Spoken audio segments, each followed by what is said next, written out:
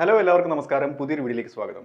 നമുക്കിന്ന് ഈ വീഡിയോയിലൂടെ foreign investment reforms in India എന്താണെന്ന് മനസ്സിലാക്കാം. അതായത് ഫോറിൻ ഇൻവെസ്റ്റ്മെന്റ് FDI പ്രോത്സാഹിപ്പിക്കുന്നതിന് വേണ്ടിയിട്ട് ഇന്ത്യ ഗവൺമെന്റ് കുറച്ച് പദ്ധതികൾ കൊണ്ടുവന്നു. അപ്പോൾ അതിൻ്റെ ഫംഗ്ഷൻ എങ്ങനെയാണ്, അതിൻ്റെ അഡ്വാൻറ്റേജസ് ഡിസഡ്വാൻറ്റേജസ് എന്തൊക്കെയാണ്, ഇതൊക്കെയാണ് ഈ വീഡിയോയിൽ ഞാൻ ഡിസ്കസ് ചെയ്യാൻ പോകുന്നത്. നമുക്ക് വിശദമായിട്ട് മനസ്സിലാക്കാം. വീഡിയോയിലേക്ക് കിടക്കാം. Foreign investment policy reform in India. Foreign investment policy reform in India എന്ന് പറയുന്നത് it refers to the changes made by the Indian government കൊണ്ടുവന്ന മാറ്റങ്ങളാണ്. എന്തിനു വേണ്ടിയിട്ട്? ലിബറലൈസ് ചെയ്യുന്നതിന് വേണ്ടിയിട്ട്, റെഗുലേറ്റ് ചെയ്യുന്നതിന് വേണ്ടിയിട്ട് and simplify foreign investment. Okay, അതായത് ഫോറിൻ ഇൻവെസ്റ്റ്മെന്റ് വിദേശ നിക്ഷേപങ്ങൾ പ്രോത്സാഹിപ്പിക്കുക, ലിബറലൈസ് ആക്കുക, അതായത് നിബന്ധനകളൊക്കെ എടുത്തു കളഞ്ഞിട്ട് വിദേശ കമ്പനികൾക്ക് ഇന്ത്യയിൽ ഇൻവെസ്റ്റ് ചെയ്യാനുള്ള അവസരം കൊടുക്കുക, റെഗുലേറ്റ് ചെയ്യുക. ഓക്കെ, അതായത് റെഗുലേറ്റ് ചെയ്ത് കൺട്രോൾഡ് ആയിട്ടുള്ള ഒരു ഇൻവെസ്റ്റ്മെന്റ് കൊണ്ടുവരുന്നതിന് വേണ്ടിയിട്ടൊക്കെ മെയിൻലി ഫോറിൻ ഡയറക്റ്റ് ഇൻവെസ്റ്റ്മെന്റ്, അത് FDI എന്ന് പറയും. ഓക്കെ, അത് വിദേശ നിക്ഷേപങ്ങൾക്കാണ് ഇത് ഇങ്ങനെ ഒരു പേരിൽ അറിയപ്പെടുന്നത്. ഓക്കെ, ഇങ്ങനെ വരുമ്പോഴത്തേക്ക് എക്കണോമിക് ഗ്രോത്ത് കൂടുതൽ ഇന്ത്യയിൽ ഉണ്ടാവുകയാണ്. ഇന്ത്യയുടെ GDPക്കും അത് കോൺട്രിബ്യൂഷൻ വരികയാണ് ചെയ്യുന്നത്. ഓക്കെ, അത് ഇന്ത്യയുടെ പൊളിറ്റിക്കൽ ഫ്രണ്ടിയറിനുള്ളിൽ, ഇന്ത്യയുടെ അതിർത്തിയിലാണ് ആ പ്രൊഡക്ഷൻ നടക്കുന്നതുകൊണ്ട് അത് ഇന്ത്യയുടെ GDP ആടാവുകയാണ് ചെയ്യുന്നത്. അപ്പോൾ ആസ് എ റിസൾട്ട് നമുക്കൊരു എക്കണോമിക് ഗ്രോത്ത് ഉണ്ടാവുന്നു. ഇനി നമുക്ക് ഇതിന്റെ മീനിങ് നോക്കാം. Foreign investment policy reform means modifying rules. അതിന്റെ യഥാർത്ഥ അർത്ഥം എന്ന് പറയുന്നത് റൂളും, അതായത് നിലവിലുള്ള നിയമങ്ങൾ, റൂൾസ് മോഡിഫൈ ചെയ്യുക. അത് മാത്രമല്ല limits and procedures related to foreign investment. ഈ ഫോറിൻ ഇൻവെസ്റ്റ്മെന്റുമായിട്ട് ബന്ധപ്പെട്ട എല്ലാം, അതിന്റെ ലിമിറ്റുകൾ, പിന്നെ അതിന്റെ പ്രൊസീജിയറുകൾ, റൂൾ, ഇതെല്ലാം മോഡിഫൈ ചെയ്യുന്നതാണ് ഇതുമായിട്ട് ബന്ധപ്പെട്ട് വരുന്നത്. Okay, so that foreign companies and investors can invest more easily in India. വിദേശ കമ്പനികൾക്ക് ഇപ്പം ലേറ്റസ്റ്റ് ആയിട്ട് ഇപ്പം ജപ്പാൻ ഇൻവെസ്റ്റ് ചെയ്യാൻ പോകുന്നുണ്ട്. പിന്നെ ഓൾറെഡി US കമ്പനിയായിട്ട് ആപ്പിൾ ഇന്ത്യയിൽ പ്രൊഡക്ഷൻ ആരംഭിച്ചു കഴിഞ്ഞു. ഓക്കെ, അപ്പം എന്താണ്, ഇതൊക്കെ അവർക്ക് ഈസി ആയിട്ട് ഈ ഒരു റിഫോം കൊണ്ടുവന്നത് കൊണ്ടാണ് അവർക്ക് ഇൻവെസ്റ്റ് ചെയ്യാൻ പറ്റിയത്. Okay, in India while protecting national interest. അതോടൊപ്പം തന്നെ ദേശീയ താല്പര്യങ്ങൾ സംരക്ഷിച്ചുകൊണ്ട് വേണം അവർക്ക് ഇൻവെസ്റ്റ് ചെയ്യാൻ അനുവദിക്കേണ്ടത്. ഓക്കെ, അല്ലെന്നുണ്ടെങ്കിൽ നമ്മുടെ ലോക്കൽ പ്രൊഡക്റ്റിനെ അല്ലെങ്കിൽ നമ്മുടെ ഉൽപ്പന്നങ്ങളെ അത് ബാധിക്കുക, അല്ലെന്നുണ്ടെങ്കിൽ നമ്മുടെ പ്രകൃതിയെ ദോഷകരമായി ബാധിക്കുകയൊക്കെ ചെയ്യും.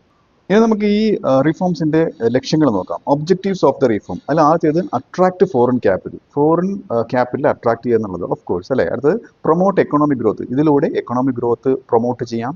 എംപ്ലോയ്മെന്റ് ഓപ്പർച്യൂണിറ്റീസ് കൊണ്ടുവരും. MNCs ഒക്കെ, ആയത് മൾട്ടിനാഷണൽ കമ്പനീസിനാണ് MNCs എന്ന് പറയുന്നത്. അപ്പോൾ ഇതൊക്കെ ഇന്ത്യയിൽ വരുമ്പോഴത്തേക്ക് ഒരുപാട് തൊഴിലവസരങ്ങൾ ഇന്ത്യക്കാർക്ക് കിട്ടും.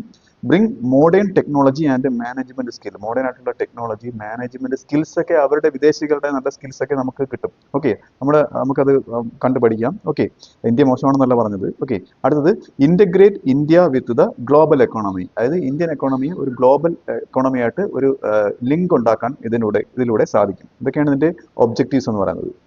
ഇനി നമുക്ക് ഇതിന്റെ മേജർ ഫീച്ചേഴ്സ് നോക്കാം. Major features of foreign investment policy reforms in India. ആദ്യത്തെ പ്രത്യേകത എന്ന് പറയുന്നത് ലിബറലൈസേഷൻ ഓഫ് FDI ലിമിറ്റ്സ്. നേരത്തെ പറഞ്ഞ പോലെ ഫോറിൻ ഡയറക്റ്റ് ഇൻവെസ്റ്റ്മെന്റ് ലിമിറ്റുകളുണ്ട്, അത് ലിബറലൈസ് ചെയ്യുക, കുറച്ചുകൂടെ ഇൻവെസ്റ്റ്മെന്റ് ചെയ്യാൻ വേണ്ടിയിട്ട് അവർ പ്രോത്സാഹിപ്പിക്കുക. ഓക്കെ, അതായത് increased or allowed 100% FDI in many sectors such as. അതായത് ഞാൻ താഴെ പറയുന്ന ഈ സെക്ടറുകൾക്ക് 100% ഫോറിൻ ഇൻവെസ്റ്റ്മെന്റ് തന്നെ നടത്താം. ചില സെക്ടറുകൾക്ക് കുറച്ച് പോർഷൻ ഇന്ത്യ ഗവൺമെന്റിന്റെ അണ്ടറിൽ, ഇന്ത്യക്കാരുടെ കുറച്ച് പെർസെൻറ്റേജ് ക്യാപിറ്റൽ ഇന്ത്യക്കാർ കോൺട്രിബ്യൂട്ട് ചെയ്തിരിക്കണം എന്നുള്ള നിബന്ധനയാണ്. 100% ഇൻവെസ്റ്റ് ചെയ്യാൻ അനുവദിച്ചിരിക്കുന്നത് മാനുഫാക്ചറിങ് സെക്ടറുകൾക്ക്, അതായത് പ്രൊഡക്ഷൻ യൂണിറ്റുകൾക്ക്, സിംഗിൾ ബ്രാൻഡ് റീറ്റെയിൽ ഉൽപ്പന്നങ്ങൾക്ക്, okay, construction, renewable energy. Okay, ഇതൊക്കെ ദേശത്തിന് നല്ലതാണ്. ഓക്കെ, ഇന്ത്യയുടെ ഒരു പോളിസിക്ക് നല്ലതാണ്, ഇന്ത്യയുടെ എൻവയോൺമെന്റ് ഒക്കെ നല്ലതാണ്. അതുകൊണ്ട് 100% ഇൻവെസ്റ്റ്മെന്റും ഫോറിൻ കമ്പനീസിൽ നടത്താൻ ഈ പറഞ്ഞ കാറ്റഗറിയിലുള്ള ഇൻവെസ്റ്റ്മെന്റുകൾക്ക് ഉണ്ട്. ഓക്കെ, അത് reduced restrictions in sectors earlier closed or partially open. നേരത്തെ ഉണ്ടായിരുന്ന റെസ്ട്രിക്ഷൻസ് അത് ക്ലോസ് ചെയ്യുകയോ അല്ലെങ്കിൽ കുറച്ച് ഓപ്പൺ ചെയ്ത് കൊടുക്കുകയോ ചെയ്തു. ഓക്കെ, അതൊക്കെയാണ് അതിൽ ഒന്നാമത്തെ ഫീച്ചർ എന്ന് പറയുന്നത്.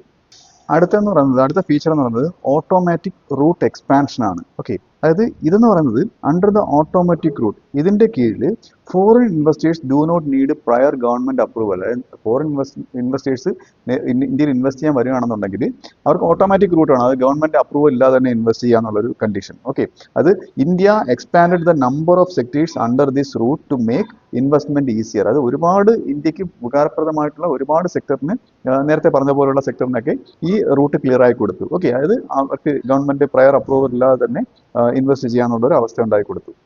അടുത്തത് സിംപ്ലിഫിക്കേഷൻ ഓഫ് പ്രൊസീജിയേഴ്സ് ആണ്. അതായത് പ്രൊസീജിയേഴ്സ് ഒക്കെ സിമ്പിൾ ആക്കി കൊടുത്തു എന്നുള്ളത്. ഇത് reduced paper work and approvals. Paper വർക്കുകളെ കുറച്ച് കൊടുത്തു, അപ്രൂവ് ചെയ്യാൻ ഈസി ആയിട്ട് അപ്രൂവൽ കൊടുത്തു. Online system for approvals and reporting. അതായത് പേപ്പറിലൂടെ അപ്രൂവൽ വരുമ്പോഴത്തേക്ക് കുറച്ച് താമസം എടുക്കും, കാലതാമസം എടുക്കും. അപ്പോൾ ഓൺലൈനിൽ തന്നെ അപ്രൂവലൊക്കെ കിട്ടുന്നതിനുള്ള ഒരു നടപടി എടുത്തു കൊടുത്തു.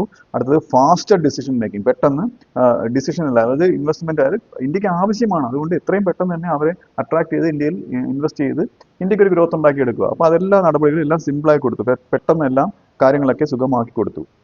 അടുത്ത പ്രത്യേകത എന്ന് പറയുന്നത് സെക്ടർ സ്പെസിഫിക് റിഫോംസ് ആണ്. ഇപ്പം ഓരോ സെക്ടർ വൈസ് ഉള്ള റിഫോംസ് ഉണ്ട്. അത് ഡിഫൻസ്, ഇൻഷുറൻസ്, റെയിൽവേസ്, ഏവിയേഷൻ, വിമാനമായിട്ട് ബന്ധപ്പെട്ട, and telecom sector were opened further to foreign investors. അതായത് പിന്നീട് ഇതെല്ലാം ഫോറിൻ ഇൻവെസ്റ്റ്മെന്റിനും ഓപ്പൺ ചെയ്ത് കൊടുത്തു. ഓക്കെ, ഇങ്ങനെയുള്ള കാര്യങ്ങളൊക്കെ അത് ഒരു സെക്ടർ വൈസ്. ഇപ്പൊ അടുത്തത് sensitive sectors still have limits and conditions for security reasons. അതായത് സുരക്ഷാ കാരണങ്ങൾ, രാജ്യസുരക്ഷയെ മുൻനിർത്തിക്കൊണ്ട് ചില സെക്ടറിൽ ഇൻവെസ്റ്റ് ചെയ്യാൻ ഇപ്പോഴും ഫോറിൻ കമ്പനികളെ അനുവദിക്കുന്നില്ല. അത് നമുക്ക് തീർച്ചയായിട്ടും അങ്ങനെ എല്ലാം അനുവദിച്ചു കൊടുത്തു കഴിഞ്ഞാൽ അവർ ചിലപ്പം ഇന്ത്യക്ക് അത് ചിലപ്പോൾ ദോഷമായിട്ട് വരും. അതുകൊണ്ട് ചില സെക്ടറുകൾ ഒഴിച്ചു നിർത്തിയിട്ട് ഞാൻ നേരത്തെ പറഞ്ഞ ഉൾപ്പെടെ, ഡിഫൻസ് ഉൾപ്പെടെയാണ് കേട്ടോ, അതിലൊക്കെ ഇൻവെസ്റ്റ് ചെയ്യാനുള്ള ആ ഒരു സെക്ടർ സ്പെസിഫിക് ആയിട്ടുള്ള റിഫോംസ് ഇതിലൂടെ കൊണ്ടുവന്നു. അടുത്തെന്ന് പറയുന്നത് പ്രൊട്ടക്ഷൻ ഓഫ് നാഷണൽ ഇൻട്രസ്റ്റ് ആണ്, ദേശീയ താല്പര്യങ്ങളുടെ സംരക്ഷണം. അത് സ്ക്രീൻ എല്ലാം, അത് ഓരോ ഇൻവെസ്റ്റുകളും സ്ക്രീൻ ചെയ്ത് കറക്റ്റായിട്ട് നല്ല ഇന്ത്യക്ക് ഗുണമുള്ളതാണോ ദോഷമുള്ളതാണോ എന്ന് സ്ക്രീൻ ചെയ്ത് കണ്ടെത്തും. അതായത് screening of investment from countries sharing land borders with India. പ്രത്യേകിച്ചും ലാൻഡ് ബോർഡർ ഷെയർ ചെയ്യുന്നത്. അപ്പം അവർക്ക് ചില പ്രത്യേക സ്ട്രാറ്റജികളൊക്കെ ഉണ്ടാവും. ഓക്കെ, അപ്പം അതൊക്കെ രാജ്യസുരക്ഷയെ മുൻനിർത്തിക്കൊണ്ട് ഇതെല്ലാം ചെക്ക് ചെയ്തിട്ടാണ് ഇൻവെസ്റ്റ്മെന്റുകൾ അനുവദിക്കുന്നത്. അടുത്തത് റെസ്ട്രിക്ഷൻസ് ഇൻ സ്ട്രാറ്റജിക് സെക്ടേഴ്സ്. അതായത് സ്ട്രാറ്റജിക് ആയിട്ടുള്ള ചില സെക്ടേഴ്സ് ഉണ്ട്, like atomic energy and media. ഇതൊക്കെ വളരെ തന്ത്രപരമായിട്ടുള്ള രാജ്യത്തിന് ഏറ്റവും പ്രധാനപ്പെട്ട ഇൻഡസ്ട്രികളൊക്കെയാണ്. അപ്പൊ ഇതിലൊക്കെ റെസ്ട്രിക്ഷൻ കൊണ്ടുവരും. അതൊക്കെ ചിലപ്പോൾ പൂർണ്ണമായിട്ടും രാജ്യത്തിന്റെ കീഴിൽ തന്നെ ആയിരിക്കും, അല്ലാതെ ശക്തമായ സ്ക്രീനിങ് അതിനുണ്ടാവും. ഇനി നമുക്ക് advantages of foreign investment policy reform നോക്കാം. ഇങ്ങനെ ഫോറിൻ ഇൻവെസ്റ്റ്മെന്റ് പോളിസി റിഫോം ചെയ്തുകൊണ്ട് ഇന്ത്യക്ക് എന്തെങ്കിലും അഡ്വാൻറ്റേജ് ഉണ്ടോ? തീർച്ചയായിട്ടും ഉണ്ട്. അതായത് increase in foreign capital inflow. നമുക്ക് മനസ്സിലാക്കാം, ഫോറിൻ ക്യാപിറ്റൽ ഒരുപാട് ഇന്ത്യയിലേക്ക് വരും, തൊഴിലവസരങ്ങളൊക്കെ ഉണ്ടാവും, ജോബ് ക്രിയേഷൻ ഉണ്ടാവും, ഇംപ്രൂവ്മെന്റ് ഇൻ ഇൻഫ്രാസ്ട്രക്ചർ, നമ്മുടെ അടിസ്ഥാന സൗകര്യ വികസനം, റോഡ്, ഗതാഗതം, ഇതൊക്കെ വികസിക്കും. ബൂസ്റ്റ് ടു എക്സ്പോർട്ട്, ആ ഉൽപ്പന്നങ്ങൾ നമുക്ക് എക്സ്പോർട്ട് ചെയ്യാൻ സാധിക്കും, അപ്പോൾ എക്സ്പോർട്ട് ബൂസ്റ്റ് ചെയ്യും. Transfer of technology and skills, നമുക്ക് അങ്ങോട്ടും ഇങ്ങോട്ടും ടെക്നോളജിക്കലായിട്ടുള്ള ഒരു ട്രാൻസ്ഫർ നടക്കും. ഓക്കെ, ഇത് ഫോറിൻ ടെക്നോളജിയൊക്കെ ഇന്ത്യയിൽ എത്തുകയുണ്ടാവും. അപ്പോൾ ഇതൊക്കെ ഇതിന്റെ അഡ്വാൻറ്റേജസ് ആണ്. ഇനി നമുക്ക് ഇതിന്റെ ചില ഡിസഡ്വാൻറ്റേജസ് നോക്കാം. അതായത് നേരത്തെ പറഞ്ഞ പോലെ ഫോറിൻ ഇൻവെസ്റ്റ്മെന്റ് ഇന്ത്യയിലേക്ക് വരുമ്പോഴത്തേക്ക് there is a risk to small domestic industries. അതായത് ചെറിയ ഡൊമസ്റ്റിക് ഇൻഡസ്ട്രീസിന് ഒരു റിസ്ക് ആണ്. കാര്യം ഫോറിൻ ഉൽപ്പന്നങ്ങളുമായിട്ട് മത്സരിക്കാനുള്ള ആ ഒരു കപ്പാസിറ്റി നമ്മുടെ ഡൊമസ്റ്റിക് ഇൻഡസ്ട്രീസിന് കാണത്തില്ല, അത് ചിലപ്പോൾ പരാജയപ്പെട്ടു. അടുത്തത് profit repatriation by foreign firms. Foreign firms ഇവിടെ ഇൻവെസ്റ്റ് ചെയ്തിട്ട് ആ പ്രോഫിറ്റ് അവരുടെ രാജ്യത്തേക്ക് കൊണ്ടുപോവുകയാണ് ചെയ്യുന്നത്. അപ്പം ഇന്ത്യക്ക് അത് അതിനുള്ള ബെനിഫിറ്റ് കിട്ടത്തില്ല, ചിലപ്പോൾ ടാക്സ് കിട്ടുമായിരിക്കും. ഓക്കെ. അടുത്തത് ഡിപ്പെൻഡൻസ് ഓൺ ഫോറിൻ ക്യാപിറ്റൽ. നമ്മൾ കൂടുതലും ഫോറിൻ ക്യാപിറ്റലിലേക്ക് ആശ്രയിക്കേണ്ടി വരും, മനസ്സിലായില്ലേ? അപ്പൊ നമുക്ക് അങ്ങനെ ആശ്രയിച്ചു കഴിഞ്ഞാൽ അത് ഇന്ത്യക്ക് എക്കണോമിക്ക് ഒരു ദോഷമാണ്. ചിലപ്പോൾ അവരുടെ നിബന്ധനകൾ നമുക്ക് അംഗീകരിച്ചു കൊടുക്കേണ്ടി വരും. ഓക്കെ. അടുത്തത് possible loss of economic sovereignty ആണ്. ഇങ്ങനെ ഒരു സംഭവം ഉണ്ട്. ഓക്കെ, അതായത് നമ്മുടെ സാമ്പത്തികമായിട്ട് നമുക്കൊരു സ്വാതന്ത്ര്യമുണ്ട്, നമ്മുടെ സ്വാതന്ത്ര്യത്തിലാണ് ഇങ്ങനെ അനുവദിക്കുക വഴി ഫോറിൻ ഫേംസ് അല്ലെങ്കിൽ ഫോറിൻ കൺട്രീസ് ഇടപെടുന്നത്. ഓക്കെ, അത് നമ്മുടെ ഒരു സാമ്പത്തിക സ്വാതന്ത്ര്യം നഷ്ടപ്പെടാനുള്ള സാഹചര്യം ഇവിടെ ഉണ്ടാവും. അപ്പോൾ ഇതൊക്കെ ഇതിന്റെ ഡിസഡ്വാൻറ്റേജസ് ആണ്. ഇനി നമുക്ക് ഇതിന്റെ കൺക്ലൂഷൻ നോക്കാം. Foreign investment policy reform in India aims to balance openness with regulation ആണ്. ഓക്കെ, അത് ഓപ്പൺനെസ് ആണ്, ഫോറിൻ ഇൻവെസ്റ്റ്മെന്റുകൾക്ക് ഓപ്പൺനെസ് ആണ്, എന്നാൽ ഒരു ചെറിയ റെഗുലേഷനും ഉണ്ട്. ഓക്കെ, പൂർണ്ണമായിട്ടും വിട്ടുകൊടുക്കുന്നല്ല. ഓക്കെ, നമ്മുടെ ആരോഗ്യം നമ്മൾ നോക്കണം എന്ന് പറയുന്ന പോലെ. ഓക്കെ, അതായത് ബൈ എൻകറേജിങ് ഫോറിൻ ഇൻവെസ്റ്റ്മെന്റ്, അത് ഫോറിൻ ഇൻവെസ്റ്റ്മെന്റ് എൻകറേജ് ചെയ്യുന്നതോടൊപ്പം while safeguarding in national interest, ദേശീയ താല്പര്യങ്ങളും സംരക്ഷിച്ചുകൊണ്ട് വേണം എന്ത് ചെയ്യാൻ, ഈ ഫോറിൻ ഇൻവെസ്റ്റ്മെന്റ് അനുവദിച്ചു കൊടുക്കാൻ.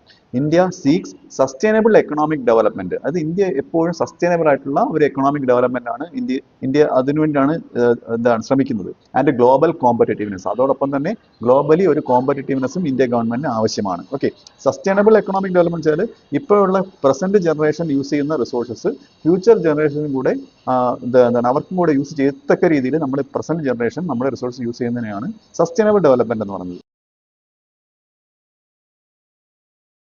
അപ്പോൾ ഈ വീഡിയോ നിങ്ങൾക്ക് മനസ്സിലായെന്ന് വിശ്വസിക്കുന്നു. അടുത്ത വീഡിയോയുടെ മറ്റൊരു വിഷയമായി വീണ്ടും കാണാം.